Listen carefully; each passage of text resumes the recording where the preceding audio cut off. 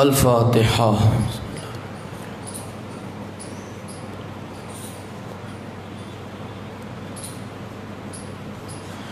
کما قال اللہ تبارک و تعالی فی شان حبیبہ مخبرا و آمرا ان اللہ و ملائکتہ یصلون علی النبی یا ایہا الذین آمنوا صلوا علیہ وسلموا تسلیما اللہم صلی محمد و آل محمد سبحان ربک رب العزت عما یصفون وسلام علی المرسلین والحمد للہ رب العالمین۔ سارے مل کے بآواز بلند درود بھیجیں محمد و آل محمد پر۔ اللہم صلی علی محمد و آل محمد۔ اعوذ باللہ السمیع العلیم من الشیطان اللعین الرجیم بسم اللہ الرحمن الرحیم الحمد للہ رب العالمین والصلاة والسلام علی اشرف الانبیاء والمرسلین خاتم لما سبق والفاتح لمن غلق المغلن الحق بالحق ابی القاسم محمد اللہم صلی علی محمد و آل محمد۔ و اہل بیتہ الطیبین الطاہرین المعصومین المظلومین المنتجبین الذین اذھب اللہ عنہم الرجس وطہرہم تطہیرا۔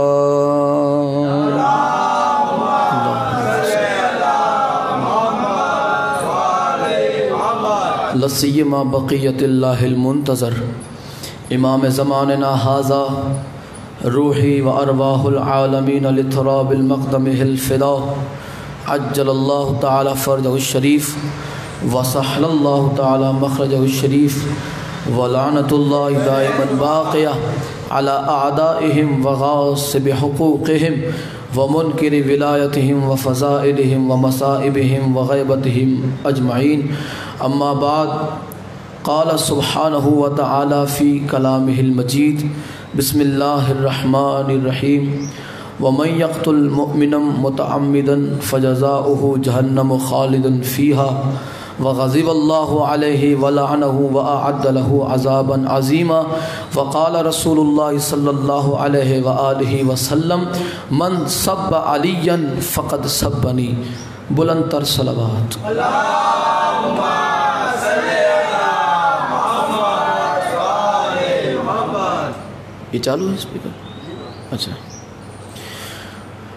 دعا ہے آل محمد کا عظیم اور کریم خالق اس ذکر پاک کو اپنی بارگاہ میں شرف قبولیت عطا فرمائے۔ مولا بحق محمد و آل محمد جتنے بھی پریشان حال ہیں مولا ان کی پریشانیوں کو دور فرمائے۔ مولا جتنے بے اولاد ہے کریم اہل بیت کے صدقے میں مولا انہیں اولاد نرینہ عطا فرمائے۔ مولا جتنے بیمار ہیں سید سجاد کا واسطہ مولا انہیں شفا کاملہ و عاجلہ عطا فرمائے۔ مولا جتنے بھی سفر میں ہیں مومنین اور مومنات مولا انہیں سفیر کربلا کے صدقے میں تمام مشکل اور پریشانیوں سے دور فرما۔ مولا بحق محمد و آل محمد ہر علی ولی اللہ پڑھنے والے کو اپنے حفظ و امان میں رکھ۔ یا مولا وہ منظر ہمیں اپنی آنکھوں سے دکھا کہ سیدہ کائنات صلوات اللہ علیہا کا روزہ تعمیر ہو جائے۔ یا مولا امام زمانہ کی ظہور میں تعجیل فرما۔ یا مولا امام زمانہ کی ظہور میں تعجیل فرما۔ دعاؤں کی قبولیت کے لیے سہارا درود کا لیں مل کے بآواز بلند صلوات پر محمد و آل محمد۔ صلی محمد و آل سبحان ربک رب العزت عما یصفون وسلام علی المرسلین والحمد للہ رب العالمین۔ بآواز بلند درود بھیجیں محمد و آل محمد۔ اللہم صلی علی محمد و آل محمد۔ پچھلے جمعہ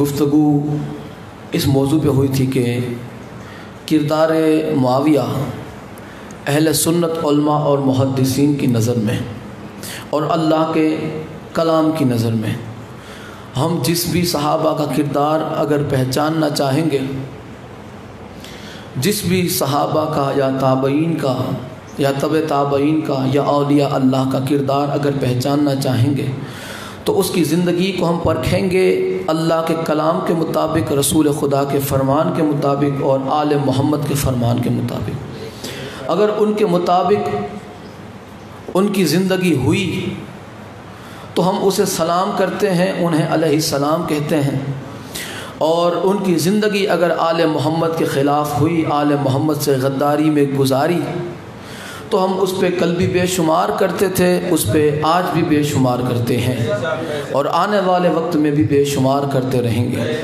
ہم نے پچھلے جمعہ معاویہ پہ گفتگو کی کہ اس کی شان میں ایک لفظ بھی صحیح سند سے ثابت نہیں ہے۔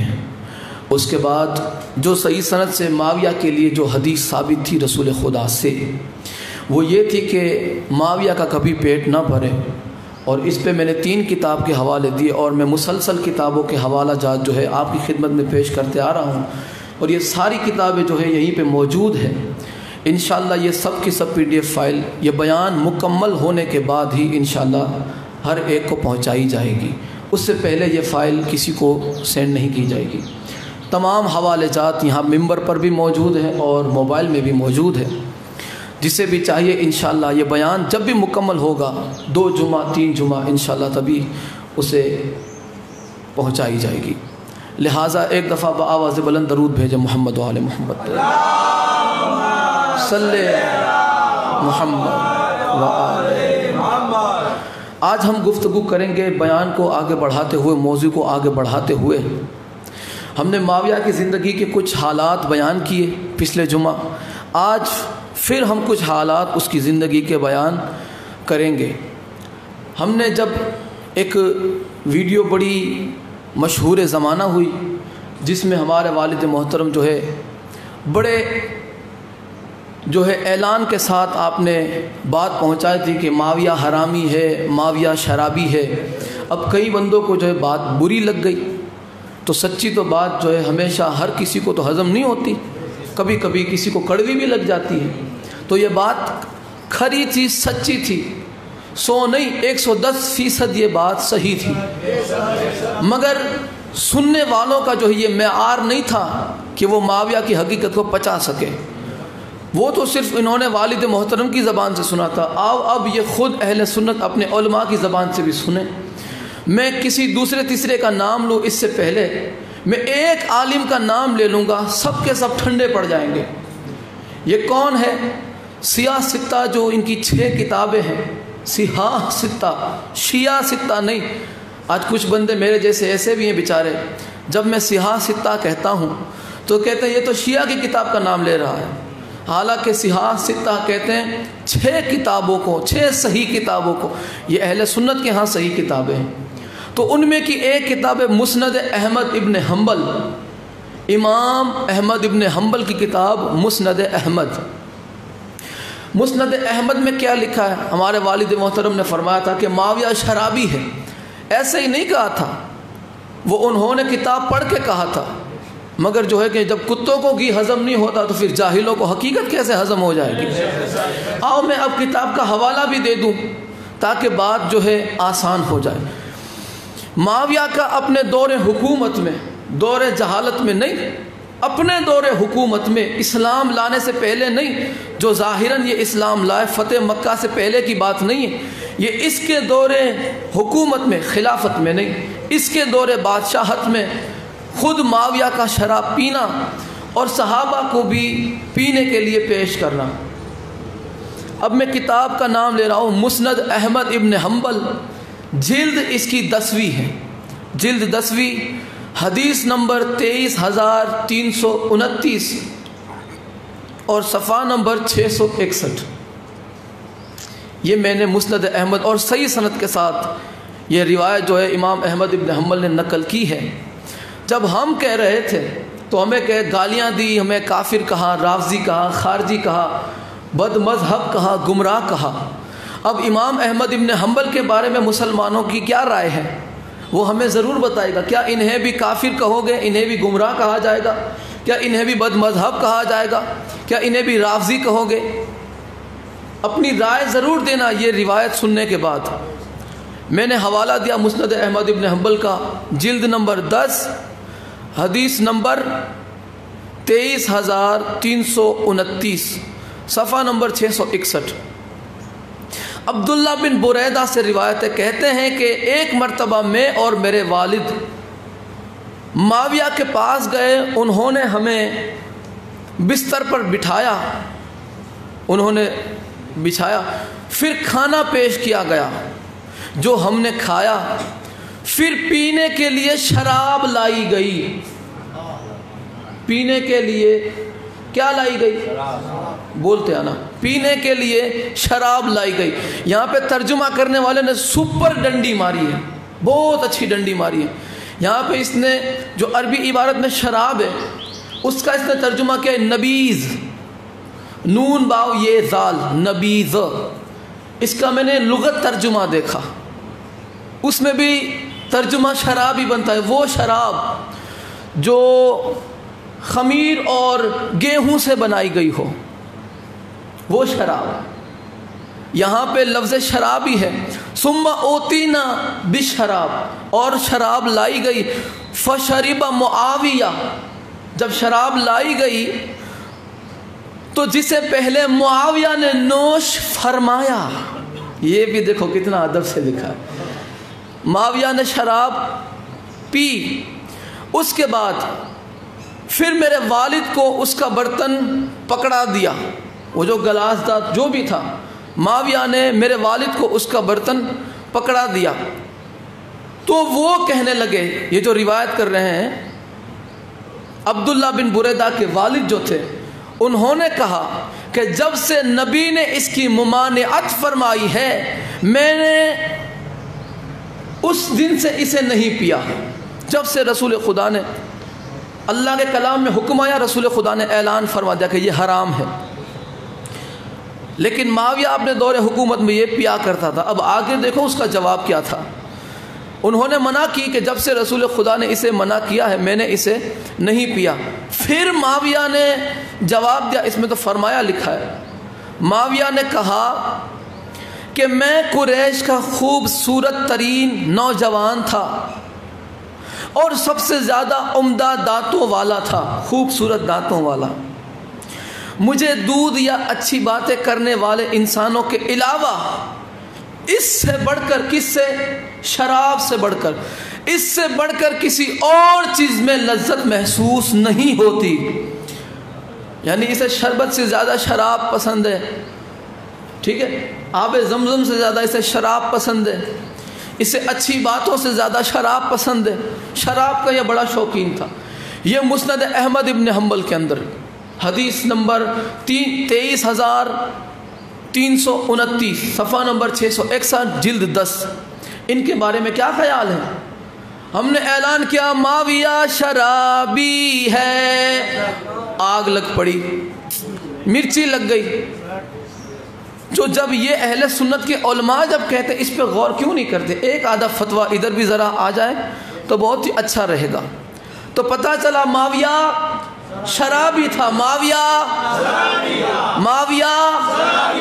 یہ ہم نہیں کہتے، یہ ہمیں امام احمد ابن حنبل نے بتایا، ہمیں آپ کے امام احمد ابن حنبل نے بتایا کہ معاویہ شرابی تھا۔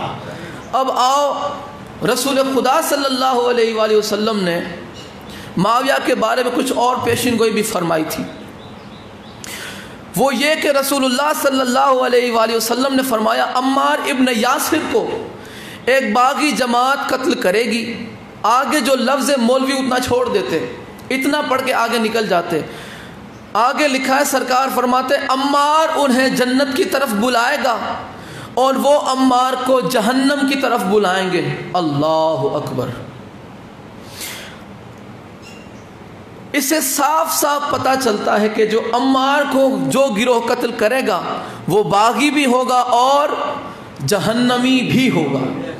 اب یہ جو میں نے رسول خدا کی حدیث جو میں نے آپ کی خدمت میں پڑھی، جو پیش کی، اس کا حوالہ دینے لگا ہوں۔ صحیح بخاری زینت الماری، صحیح بخاری جلد 3 حدیث نمبر 2812 صفحہ نمبر 227۔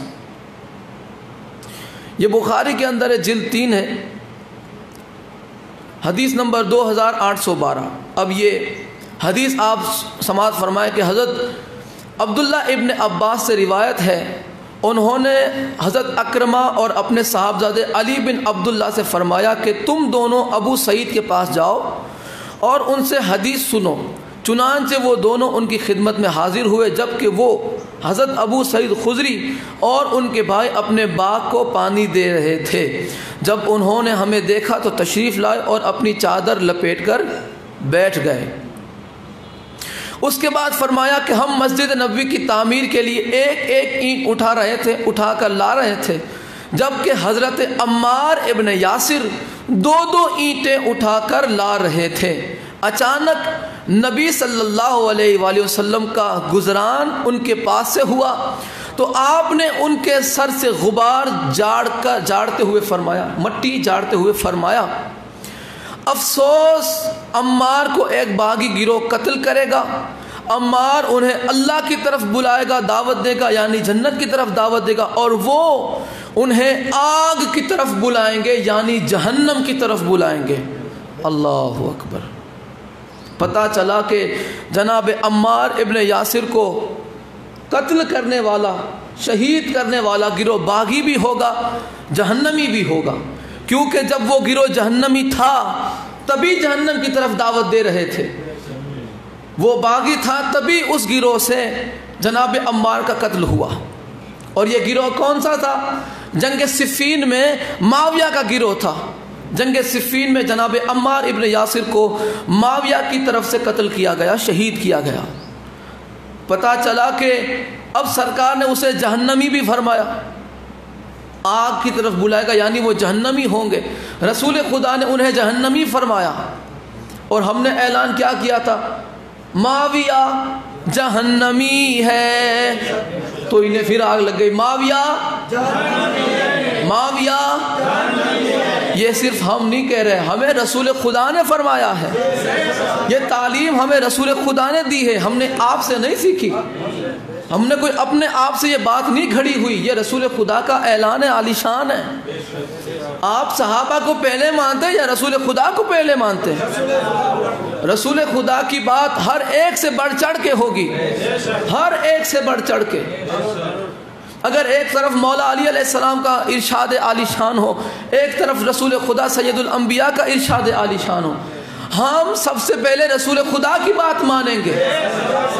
کچھ بندے غلط فہمی میں ہے کہ نعوذ باللہ ہم مولا علی کو رسول خدا سے بڑھ چڑھ کے مانتے، کبھی نہیں ہو سکتا۔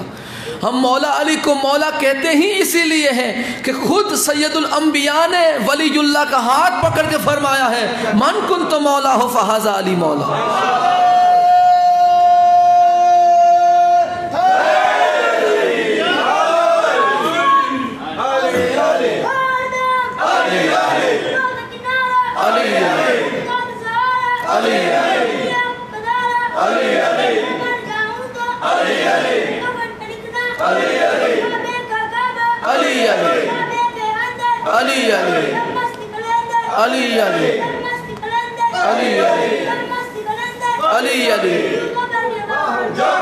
تیری قبر کے اندر علی علی نعرہ حیدری۔ پتہ چلا قلندر علی، پتہ چلا کہ معاویہ اکیلا نہیں، پورا کا پورا گروہ جہنمی تھا۔ یہ تو رسول خدا نے ہمیں تعلیم دی کہ معاویہ تو جہنمی ہے۔ اب مسلمان چاہے اسے جو ماموں بنائے یا اسے بھانجا بنائے یا اس کے بھانجے بن جائے یا جو کہے، ہمیں ان سے کوئی واسطہ نہیں ہے۔ مسلمانوں کا وہ ماما ہے تو کیا ہو گیا کہ جہنم اس پہ نہیں ہے؟ اللہ رشتہ داری نہیں دیکھتا، تم اسے اپنا ماما بناؤ یا ابا جان کا ماما بناؤ، اللہ نے اسے جہنمی فرمایا ہے جو آل محمد کے خلاف آواز اٹھاتا ہے۔ اب آگے انہوں نے ایک نیا پیترا کیا ہوا ہے کہ بھائی تو کاتب وہی تھا، چلو تھا نہیں تھا وہ الگ چیز ہے، اگر وہ تھا آدھی سمجھو کہ چلو آدھی منٹ کے لیے ہم چلو ان کی بات ایگری کر لیتے، چلو تھا تو کیا کر لو گے؟ اگر کاتب وہی تھا تو کیا وہ جنتی ہے؟ کیا وہ جنت کا حقدار ہو جائے گا؟ نہیں ہوگا۔ اس کے لیے میں پھر ایک دلیل بخاری سے دینے لگا ہوں۔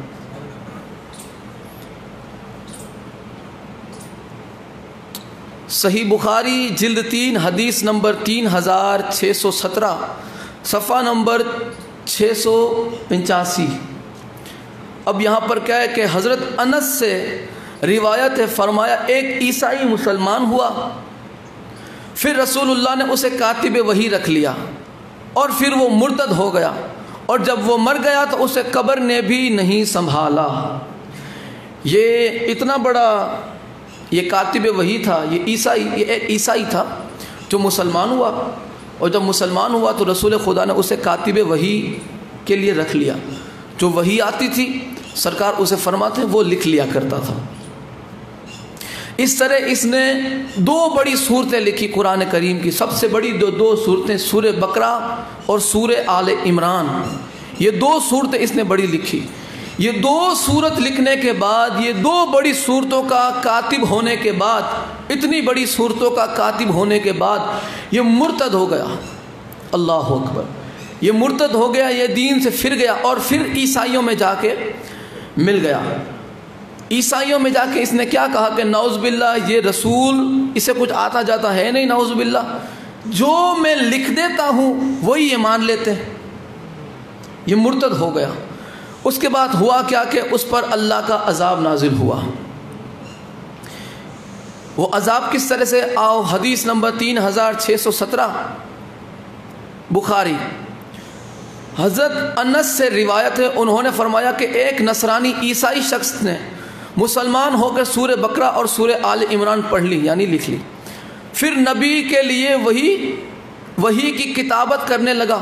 اس کے بعد وہ پھر نصرانی ہو گیا، یعنی پھر عیسائی ہو گیا، اور کہنے لگا محمد صلی اللہ علیہ وآلہ وسلم تو صرف وہ کچھ جانتے ہیں جو میں نے ان کے لیے لکھ دیا ہے، نعوذ باللہ۔ چنانچہ اللہ نے اسے موت دی، یعنی وہ جب مرتد ہوا اس کے بعد اسے موت آ گئی، تو لوگوں نے اسے دفن کر دیا۔ جب صبح ہوئی تو لوگوں نے دیکھا کہ زمین نے اس کی لاش باہر پھینک دی تھی۔ لوگوں نے کہا یہ تو نعوذ باللہ محمد صلی اللہ علیہ وسلم اور اس کے ساتھیوں کا کام ہے، کیونکہ یہ ان کے پاس سے بھاگ آیا تھا، اس لیے ہمارے ساتھی کی قبر انہوں نے کھود ڈالی ہے۔ پھر انہوں نے اسے قبر میں رکھ کر بہت گہرائی میں دفن کر دیا، مگر صبح کو زمین نے اس کی لاش پھر باہر پھینک دی۔ اس پر لوگوں نے یہی کہا کہ یہ پھر انہی کا کام ہے، انہوں نے ہمارے ساتھی کی قبر اکھاڑ دی کیونکہ وہ ان کے پاس سے بھاگ آیا تھا۔ اب تیسری دفعہ انہوں نے اس قبر پر زیادہ گہرائی کھودی جتنا کہ اس کے بس میں تھا، یعنی آسان اس کا ترجمہ یہ ہوگا ان کے بس میں تھا، یعنی اتنا انہوں نے کھود دیا کہ زمین سے پانی نکل پڑا، ان کے بس میں تھا، یعنی اب پانی کے آگے تو نہیں کھود پائیں گے، اتنا انہوں نے کھود دیا جتنا ان کے بس میں تھا۔ لیکن صبح کے وقت اس کی لاش پھر زمین کے باہر پڑی تھی، زمین نے باہر پھینک دی۔ تب لوگوں نے یقین کیا کہ یہ آدمیوں کی طرف سے نہیں بلکہ اللہ کی طرف سے ہے، لہٰذا انہوں نے اسی کو اسی طرح پھینک دیا۔ پتہ چلا اگر کوئی بندہ ایمان لانے کے بعد مرتد ہو جائے، پھر چاہے وہ کاتب وحی ہو، چاہے وہ ماما ہو، چاہے وہ بھانجا ہو، چاہے سگے رشتہ دار والا ہو، اللہ اس کے اوپر عذاب مسلط کر ہی دیتا ہے۔ کاتب وحی کا منصب اسے کوئی فائدہ نہیں دیتا۔ ہمیں تو پتہ ہے وہ کاتب وحی تھا ہی نہیں، لیکن جو مانتے ہیں ان کے لیے میں کہتا ہوں، وہ کہتے ہیں وہ تو کاتب وحی تھو، اس پہ کیسے عذاب آئے گا؟ تو یہ دیکھ لو، عیسائی تھا اور اللہ اس نے 2 بڑی صورتیں جو ہے کتابت کی، لیکن پھر بھی اللہ نے اس کے اوپر عذاب مسلط کر دیا، زمین نے اسے نہیں سنبھالا۔ پتہ چلا کاتب وحی ہونا اللہ کے عذاب سے نہیں بچاتی۔ اگر بندہ ایمان لانے کے بعد مرتد ہو جائے، جو ہوئی شروع سے بے ایمان، اسے اللہ کا عذاب کیسے اللہ کے عذاب سے بچ سکتا ہے؟ ہوئی جو بے ایمان پہلے سے۔ یہ تھی بخاری۔ اب یہاں پر ہمیں بندے کہتے ہیں کہ بھائی تم ان کی گستاخی کرتے ہو، حضرت عمر کے بارے میں یہ کہتے ہو وہ کہتے ہو، ہم تو کتابیں پڑھتے ہیں، ہم نے کوئی ان کی پرسنل بات سے انہیں جو ہے کہ اٹیک کیا ان پر کہ تم یہ کرتے تھے وہ کرتے تھے، ہم تو کتابیں پڑھتے ہیں اہل سنت کی، ہم نے ابھی مذہب شیعہ خیر البریہ کی کتاب تو کھولی ہی نہیں۔ اگر یہ کتاب کھول لیں گے تو خدا جانے ان کا حال کیا ہو جائے گا۔ ہم تو اہل سنت کی کتاب پڑھ کے بتا رہے کہ دیکھو یہ لکھا ہوا ہے۔ معاویہ، ہم جب حضرت عمر کے بارے میں کچھ کہتے کہ انہوں نے سیدہ کائنات کا در جلایا، انہوں نے سیدہ کائنات کو دھمکی دی، وہ بھی اہل سنت کی کتابوں سے، سیدہ کائنات کو رلایا، ان کا در جلایا، تو وہ کہتے گستاخ ہے۔ اب معاویہ کے بارے میں کیا کہا جائے گا؟ معاویہ خود کو حضرت عمر سے زیادہ خلافت کا حقدار سمجھتا تھا، اور وہ الفاظ دیکھو کتنے سخت ہے۔ آؤ میں تم کو بتاؤں، یہ ہے پھر بخاری جلد 4 حدیث نمبر 4108 صفحہ نمبر 259 کہ معاویہ اپنے آپ کو حضرت عمر سے بھی زیادہ خلافت کا حقدار سمجھتا تھا۔ یہاں پر حدیث نمبر 4108 حضرت ابن عمر یعنی عبداللہ ابن عمر سے روایت ہے، انہوں نے فرمایا میں حفصہ بنت عمر کے پاس گیا تو ان کے سر کے بالوں سے پانی کے قطرے ٹپک رہے تھے۔ میں نے ان سے کہا آپ نے دیکھا کہ لوگوں نے کیا کیا؟ فرمایا لوگوں کے اجماع میں شرکت کرو۔ یہ ان کے گھر میں تھے، عبداللہ ابن عمر اپنی بہن کے گھر حفصہ کے گھر میں تھے، تو لوگ جمع ہوئے تھے، معاویہ وہاں پہ آیا ہوا تھا، لوگ جمع ہوئے تھے، تو ان کی بہن نے کہا کہ بھائی جاؤ تم وہاں ادھر شرکت کرو، وہاں جاؤ، کہیں ایسا نہ ہو کہ یہ لوگ اس طرح سے سوچیں کہ یہ لوگ اندر سے کچھ الگ سے میٹنگ بنا رہے تھے ہمارے خلاف، وہ تمہارا انتظار کر رہے ہیں۔ عبداللہ ابن عمر کا بار لوگ انتظار کر رہے ہیں، مجھے اندیشہ ہے کہ تمہارے رک جانے سے مزید اختلاف ہوگا۔ آخر کار ان کے اصرار کرنے پر وہ اجتماع میں گئے۔ جب لوگ معاویہ کی بیعت کر کے چلے گئے تو معاویہ نے خطبہ دیتے ہوئے کہا کہ اس خلافت کے موضوع پر، عبداللہ ابن عمر کی طرف اس نے اشارہ کر کے معاویہ نے کہا کہ اس خلافت کے موضوع پر جس نے کوئی بات کرنی ہے وہ اپنا سر اٹھائے، وہ اپنا سر اٹھائے۔ عبداللہ ابن عمر کی طرف اس نے اشارہ کر کے کہا وہ اپنا سر اٹھائے، ہم اس سے اور اس کے باپ سے زیادہ خلافت کے حقدار ہیں۔ معاویہ عبداللہ ابن عمر کو اس طرح انگلی اٹھا کے کہتا ہے، اس طرح سے کہ میں تیرے سے اور تیرے باپ سے زیادہ خلافت کا حقدار ہوں۔ کیا کہا جائے گا معاویہ کے بارے میں؟ کیا یہ گستاخ عمر نہیں؟ یہ کیا کہہ رہا ہے؟ گستاخ عمر نہیں ہے؟ حالانکہ شام کا گورنر معاویہ کو حضرت عمر نے ہی بنایا تھا، اور یہی سامنے وہ کہتا ہے نا کہ اگر سانپ کو تم پالو گے، دودھ پلاؤ گے، بچھو کو تم گھر میں جتنا پالو گے وہ ڈنک مارنا نہیں بھولے گا، سانپ کبھی بھی زہر اگلنا نہیں بھولے گا۔ آخر کار اس نے اپنا زہر اگل ہی دیا، سطح میں تھا، اس نے زہر اگلنا شروع کر دیا۔ تو پتہ چلا کہ یہ حضرت عمر سے اپنے آپ کو زیادہ خلافت کا حقدار سمجھتا تھا۔ اہل سنت کے عقیدے کی کتابیں پڑھو تاکہ تمہیں پتہ چلے گا کہ معاویہ نے کس کس طرح کے کانڈ کیے ہوئے ہیں، کس کس طرح کے اس نے اپنی زندگی میں جو ہے اہل بیت پہ ظلم و ستم کیے ہوئے ہیں۔ پتہ چلا کہ یہ تو گستاخ عمر بھی ہے نہیں۔ اہل سنت فیصلہ کرے یہ گستاخ عمر ہے یا نہیں۔ اگر ہمیں تم رافضی اور خارجی کہتے ہو پھر معاویہ کے بارے میں بھی کچھ الگ سے ٹائٹل نکالا جائے۔ اب امام حسن علیہ السلام کی شہادت پر معاویہ کا خوشی منانا، میں ابھی صرف حدیثیں پڑھ رہا ہوں، حدیث کی کتابوں کے میں صرف حوالے دے رہا ہوں، ابھی سیرت کی کتابیں آگے آئے گی۔ 5 منٹ ہے، یہ آخری حوالہ، انشاءاللہ اس کے بعد اگلے جمعہ کو گفتگو۔ امام حسن علیہ السلام کی شہادت پر معاویہ کا خوشی منانا، اور کس طرح سے خوشی منانا؟ جس امام حسن علیہ السلام کی شہادت کے غم میں رسول خدا زار و قطار آنسو بہاتے تھے، اسی نواسہ رسول، اسی رسول خدا کے بیٹے کے شہادت کی خبر پر معاویہ کا نعرے لگانا، چراغاں کرنا، خوشیاں منانا۔ اہل بیت کی شہادت پر خوشیاں منانے والا کیا جنت کا حقدار ہوتا ہے یا جہنم کا مستحق ہوتا ہے؟ وہ جہنم کے قابل ہوتا ہے۔ جنت کے سردار جب شہادت کی منزل پر فائز ہو، جب ان کی شہادت کی خبر ملے، آل محمد کے دشمن، اب مجھے یہ بتاؤ کہ اگر یہ دشمن اہل بیت کا نہیں تھا تو امام حسن علیہ السلام کی شہادت پہ خوشیاں کیوں مناتا تھا؟ امام حسن کی شہادت پہ خوشی منانا اس بات کی دلیل ہے، اس بدبخت کے سینے میں ظاہراً اسلام لانے سے پہلے بھی بغض آل محمد تھا، ظاہراً اسلام لانے کے بعد بھی دشمنی آل محمد تھی۔ اب میں دو کتابوں کے حوالے دوں گا، ایک حدیث کی کتاب، دوسری تاریخ کی کتاب۔ پہلی کتاب ہے سنن ابی داود جلد 4 حدیث نمبر 4131 صفحہ نمبر 193، اور اس کے بعد دوسری کتاب ہے تاریخ مسعودی حصہ 2 صفحہ نمبر 365۔ یہ دونوں حوالے، اب میں یہ دونوں صفحات پڑھ کے آپ سے اجازت لینا چاہوں گا، وقت بڑا یہاں پہ مختصر رہتا ہے۔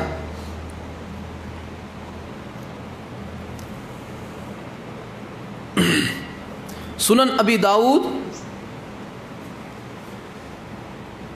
صفحہ نمبر 193،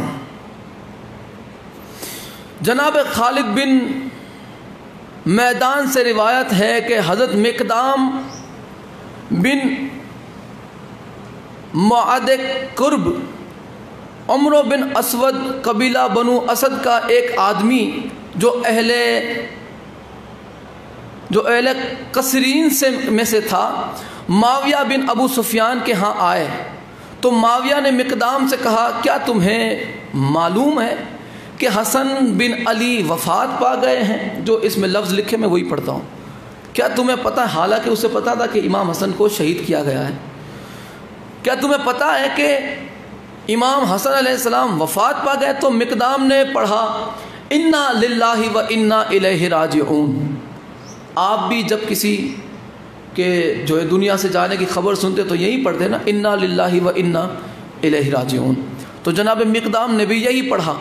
تو ایک آدمی نے اس سے کہا، یہاں پہ ایک آدمی لکھا ہے، سنن نسائی الکبریٰ کے اندر یہی روایت، امام نسائی نے نام بتا دیا کہ وہ آدمی کون تھا، وہ آدمی معاویہ تھا۔ امام نسائی نے نام لے لیا، وہ معاویہ تھا۔ تو ایک آدمی نے، بلکہ میں یوں کہوں گا کہ معاویہ نے کہا، کیا تم اس کو مصیبت سمجھتے ہو؟ امام حسن کی شہادت کی خبر سن کے انہیں انا للہ پڑھا، مصیبت کی خبر سن کے یہی پڑھا جاتا ہے، تو انہوں نے انا للہ پڑھا۔ معاویہ آگے سے کہتا ہے، کیا تم اس کو مصیبت سمجھتے ہو کہ امام حسن دنیا سے چلے گئے؟ تو انہوں نے کہا، میں ان کی وفات کو مصیبت کیوں نہ سمجھوں، جبکہ رسول اللہ صلی اللہ علیہ وآلہ وسلم نے ان کو اپنی گود میں بٹھایا تھا اور کہا، یہ حسن مجھ سے ہیں اور حسین علی سے۔ اسدی آدمی نے کہا، نعوذ باللہ استغفر اللہ، دربار معاویہ کے اندر ایک بدبخت ملعون تھا، اس نے کہا، نعوذ باللہ استغفر اللہ، مثل کفر نباشد، کہ وہ دہکتا کوئلہ تھا، نعوذ باللہ، یعنی حسن ایک آگ کا انگارہ تھا، نعوذ باللہ، اللہ نے اسے بجھا دیا۔ معاویہ کے دربار میں اس طرح کے بدبخت لوگ بیٹھا کرتے تھے۔ جو امام حسن کے بارے میں اس نے کہا کہ نعوذ باللہ حسن آگ کا انگارہ تھا، اللہ نے اسے استغفر اللہ بجھا دیا۔ مقدام نے کہا، مگر میں ایسی بات نہیں کہتا جو اس آدمی نے کہی ہے، میں آج تمہیں غصہ دلا کے رہوں گا۔ اب دیکھو معاویہ کے گھر میں کیا کیا کام ہوتے تھے۔ جب جناب مقدام کے سامنے امام حسن علیہ السلام کی توہین کی گئی تو انہوں نے کہا کہ اللہ کی قسم تو نے مجھے غصہ دلایا ہے، اب جب تک میں تجھے غصہ نہیں دلاؤں گا تب تک میں یہاں سے جاؤں گا نہیں، میں تجھے غصہ دلایا بغیر نہیں جاؤں گا، تو نے میرے دل کو چوٹ پہنچائی ہے، تو نے مجھے غصہ دلایا ہے۔ اس کے بعد اس نے کہا کہ اور وہ کچھ سناؤں گا جو تمہیں برا لگے گا۔ معاویہ سے کہا مقدام نے کہ میں تمہیں اب وہ سناؤں گا جو تمہیں برا لگے گا۔ پھر کہا اے معاویہ اگر میں سچ کہوں تو میری تصدیق کرنا، اور اگر غلط کہوں تو تردید کرنا۔ اگر میں سچی بات کہوں تو تو تصدیق کرنا کہ ہاں یہ سچی بات ہے، اور اگر میں غلط کہوں تو مجھے روک دینا، ٹوک دینا، میری تردید کرنا۔ معاویہ نے کہا ایسا ہی کروں گا۔ مقدام نے کہا میں تمہیں اللہ کی قسم دے کر کہتا ہوں، کیا تم جانتے ہو کہ رسول اللہ نے سونا پہننے سے منع فرمایا ہے؟ معاویہ نے کہا ہاں۔ مقدام نے پھر کہا میں تمہیں اللہ کی قسم دے کر کہتا ہوں، کیا تمہیں خبر ہے کہ رسول اللہ نے ریشمی پہننے سے روکا ہے؟ مرد کو ریشمی پہننے سے روکا ہے؟ معاویہ نے کہا ہاں۔ مقدام نے تیسری بات کہی، میں تمہیں اللہ کی قسم دے کر کہتا ہوں، کیا تم جانتے ہو کہ رسول اللہ نے درندوں کی کھالیں پہننے اور ان پر سوار ہونے سے روکا ہے؟ معاویہ نے کہا ہاں۔ اس پر معاویہ نے کہا ہاں۔ مقدام نے کہا اللہ کی قسم معاویہ یہ تینوں کام میں تیرے گھر میں دیکھ رہا ہوں، یہ تینوں حرام کام تیرے گھر میں ہو رہے ہیں۔ جانوروں پہ بیٹھنا، جانوروں کی کھال پہننا، اس کے بعد ریشمی لباس پہننا اور سونا پہننا، تینوں حرام کام تیرے گھر میں ہو رہے ہیں۔ اب آگے سے معاویہ نے کہا اے مقدام مجھے معلوم تھا کہ میں تجھ سے ہرگز نہیں بچ سکوں گا، باتوں میں نہیں بچ سکوں گا۔ خالد بن میدان نے بیان کیا کہ پھر معاویہ نے مقدام کے لیے اس قدر انعام کا حکم دیا جو اس کے دوسرے ساتھیوں کے لیے نہیں تھا، اور ان کے بیٹے کے لیے 200 والوں میں، اور اس کے بیٹے کے لیے 200 والوں میں حصہ تقسیم کر دیا۔ چنانچہ حضرت مقدام نے اسے اپنے ساتھیوں میں تقسیم کر دیا۔ اس کے بعد کیا ہوا؟ مگر اسدی نے جو وصول کیا اس میں سے کسی کو کچھ نہ دیا۔ معاویہ کو یہ خبر پہنچی تو انہوں نے کہا مقدام کھلے ہاتھ کے سخی آدمی ہے، اور اسدی اپنے مال کی خوب حفاظت کرنے والا ہے۔ یہاں پہ مکھن مارتا ہے معاویہ، ہاں اس کا تو ہاتھ اتنا فری ہے کہ بیچارہ سب تقسیم کر دیتا ہے۔ پتہ چلا معاویہ کو امام حسن علیہ السلام کی شہادت پر غم نہیں تھا۔ اب آگے تاریخ مسعودی کا یہ آخری حوالہ تھا کہ بات یہ مکمل ہو جائے۔ تاریخ مسعودی جلد 2 ہے، صفحہ نمبر 196، صفحہ نمبر 196 کے اندر، اچھا صفحہ نمبر 365۔ عبداللہ بن عباس جب معاویہ کے پاس وفد لے کر گئے تو پہلے مسجد میں تشریف لے گئے۔ امام حسن کی شہادت کی خبر جب پہنچی معاویہ کے ہاں تو وہاں ماحول کیا تھا؟ تو یہ عبداللہ ابن عباس جب معاویہ کے پاس وفد لے کر گئے تو پہلے مسجد میں تشریف لے گئے۔ وہاں انہوں نے معاویہ کو اہل خزرہ میں نعرہ تکبیر بلند کرتے سنا۔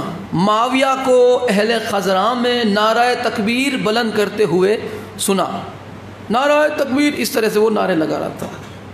اچھا، اس کے ساتھ اہل خزرہ نے بھی نعرہ تکبیر بلند کیا۔ جب ان لوگوں نے جو اس وقت مسجد میں موجود تھے اہل خزرہ کو نعرہ تکبیر بلند کرتے ہوئے سنا تو ان کی تقلید میں نعرہ تکبیر بلند کرنے لگے، یعنی ان کے پیچھے پیچھے بھائی نعرہ تکبیر لگتا ہے چلو ہم بھی لگاویں، تو ان کی تقلید میں نعرہ تکبیر بلند کرنے لگے۔ ابن عباس نے دیکھا، عبداللہ ابن عباس نے دیکھا کہ یہ نعرہ سن کر فاختہ بنت قرظہ بن عمرو بن نوفل بن عبد مناف گھر سے باہر آئی اور اس نے معاویہ سے پوچھا، اس میں جو لفظ ہے میں وہ میں نہیں کہہ سکتا، اے معاویہ، یہاں پہ لفظ جو مولا علی کا لقب ہے وہ اس چولٹے کو دیا گیا، اے معاویہ اللہ تیرے کو خوش رکھے، آج ایسی کیا خبر آئی جو آپ اس قدر خوشی سے نعرے لگا رہے ہیں؟ فاختہ کے جواب میں معاویہ بولے نعوذ باللہ استغفر اللہ، حسن بن علی کی موت کی خبر آئی ہے، استغفر اللہ، کس لیے نعرے لگ رہے تھے کہ امام حسن کی شہادت کی خبر آئی ہے. کچھ لوگ تو اسی بات پہ مجھے گستاخ کہتے ہیں کہ نعوذ باللہ تم اہل بیت کے نام کے ساتھ موت کیوں لکھتے ہو. بھائی کتاب میں جو لکھا ہوا میں وہی پڑھوں گا. آگے تو ہم ان کی جو ہے موت کے قائل نہیں. اللہ نے تو انہیں زندگی میں بھی زندہ رکھا ہے, دنیا میں آنے سے پہلے بھی زندہ تھے, دنیا سے جانے کے بعد بھی زندہ ہے. لوگ کیا سمجھیں ان کی زندگی کو. مگر یہ تو پھر کتاب میں کوئی کہے گا کہ دیکھو کتاب میں تو یہ لفظ لکھا ہے, تو نے اپنی طرف سے کہا. آپ کو تو صرف کہنا رہتا ہے, ہمیں تو صرف جواب دینے پڑتے. تو امام حسن علیہ السلام کی جو ہے نعوذ باللہ موت کی خبر اسی لیے یہ نعرے لگ رہے ہیں. فاختہ نے جب یہ سنا تو پڑھا انا للہ و انا الیہ راجعون کہہ کر رونے لگی. پھر بولی آہ سید المسلمین ابن بنت رسول اللہ صلی اللہ علیہ وآلہ وسلم وفات پا گئے. یہ آہو بکا کرتے ہوئے رونے لگی اور یہ کہا کہ اللہ ہائے, مسلمانوں کے امیر المؤمنین سید المسلمین وفات پا گئے. معاویہ نے کہا ہاں یہ تو درست ہے, لیکن تو اس طرح کیوں رو رہی ہے جیسے تیرا کوئی رشتہ دار مر گیا ہو. استغفر اللہ. یہ دیکھو یہ بدبخت معاویہ کہہ رہا ہے کہ تو ایسے کیوں رو رہی ہے کہ تیرا کوئی رشتہ دار نعوذ باللہ کوئی چلا گیا ہو. یہاں تک بات ہوئی. اور پھر جب ابن عباس کی آمد کی خبر معاویہ کو ملی تو وہ اور زیادہ خوش ہو گیا. ایک تو امام حسن کی شہادت پہ خوشی منا رہا تھا, اتنے میں عبداللہ ابن عباس کی خبر کی انہوں پتہ چلا معاویہ کو کہ عبداللہ ابن عباس آ رہے ہیں, تو یہ زیادہ خوش ہو گیا. ابن عباس کہاں گئے. جب عبداللہ ابن عباس کی آمد کی خبر ملی تو وہ اور زیادہ خوش ہوا. کون؟ معاویہ. اور جس وقت اول الذکران کے پاس پہنچے تو وہ ان سے بولے عبداللہ ابن عباس میں نے سنا ہے کہ حسن وفات پا گئے. یہ دیکھو اب یہ معاویہ ناٹک کرتا ہے, پوچھتا ہے کہ کیا میں نے سنا ہے کہ امام حسن وفات پا گئے. تو ابن عباس نے کہا جی ہاں, لیکن آپ ان کی وفات کی خبر سن کر خوشی سے نعرہ تکبیر بلند کر رہے تھے. عبداللہ ابن عباس نے پوچھ لیا معاویہ سے, ہاں یہ بات تو صحیح ہے کہ امام حسن کی شہادت ہو گئی, لیکن میں تجھ سے پوچھتا ہوں کہ کیا تو امام حسن کی شہادت کی خبر سن کر اس طرح سے نعرے لگا رہا تھا؟ معاویہ نے جواب دیا ہاں. اس سے بڑی اور دشمنی اہل بیت سے کیا چاہیے. امام حسن کی شہادت پہ یہ قبول بھی کر رہا, ہاں اسی لیے نعرے لگ رہے تھے. اس کے بعد ابن عباس سے سن کر بولے ان کی موت آپ کے لیے موت کی خبر نہیں ہو سکتی, نہ ان کے لیے زیر زمین جانے سے آپ کے زیر زمین جانے میں تاخیر ہو سکتی ہے. ہم پر ایک مصیبت اس وقت آئی تھی. اب عبداللہ ابن عباس بتا رہے کہ ہم پہ اس وقت ایک تو مصیبت آئی تھی جب سید المرسلین امام المتقین رسول رب العالمین صلی اللہ علیہ وآلہ وسلم نے وفات پائی تھی. اس کے بعد سید الاوصیاء رخصت ہوئے. ہم نے یہ سب مصائب رضائے الہی سمجھ کر جھیلے ہیں.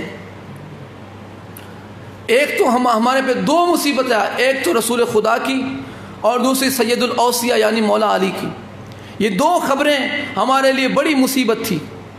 ہم نے رضائے الہی سمجھ کے ہم نے جھیلیں کہ چلو یہ اللہ کی مرضی ہے. ابن عباس کی زبان سے یہ سن کر معاویہ یہ بولا, کیا بولا؟ ابن عباس تمہارا برا ہو, توبہ توبہ استغفر اللہ. معاویہ یہ کہتا ہے ابن عباس کو کہ تیرا برا ہو, بولتے نا کہ تیرا ستیہ ناس ہو. ابن عباس سے کہا تیرا برا ہو, معاویہ کہتا ہے تیرا برا ہو. اب معاویہ نے آگے کہا میں نے کچھ ایسی بات تو نہیں کہی جس پر تم اتنا بگڑ گئے. عبداللہ ابن عباس کو کہتا ہے میں نے ایسی کون سی بات کہہ دی. ایک تو امام حسن والی اس نے گستاخی کی, اسی پہ آپ بھڑک گئے. تو یہ کہتا ہے میں نے تو ایسی کون سی بات کی جس پہ آپ اتنا بگڑ رہے ہو. ایک دوسری روایت یہ ہے کہ جب حسن کی طرف سے صلح نامے کی, اچھا ہاں یہ تو پھر آگے بات اور نکل پڑے گی. تو یہ اب معاویہ کہتا ہے کہ ایسی تو کون سی بات میں نے کہی تھی جس پہ تم اتنا بگڑ گئے.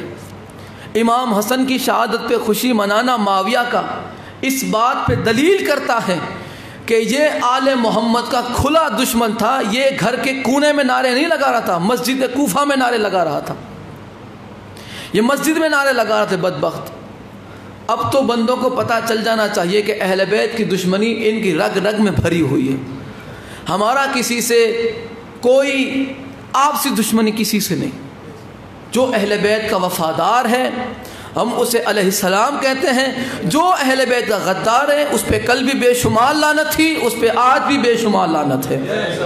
وَسَيَعْلَمُ الَّذِينَ ظَلَمُوا أَيَّ مُنْقَلَبٍ يَنْقَلِبُونَ أَلَا لَعْنَةُ اللَّهِ عَلَى قَوْمِ الظَّالِمِينَ. كما قال الله تبارك وتعالى في شان حبيبه مخبرا وآمرا إن الله وملائكته يصلون على النبي يا أيها الذين آمنوا صلوا عليه وسلموا تسليما. اللهم صل على محمد وآل محمد. سبحان ربك رب العزة عما يصفون وسلام على المرسلين والحمد لله رب العالمين. بلند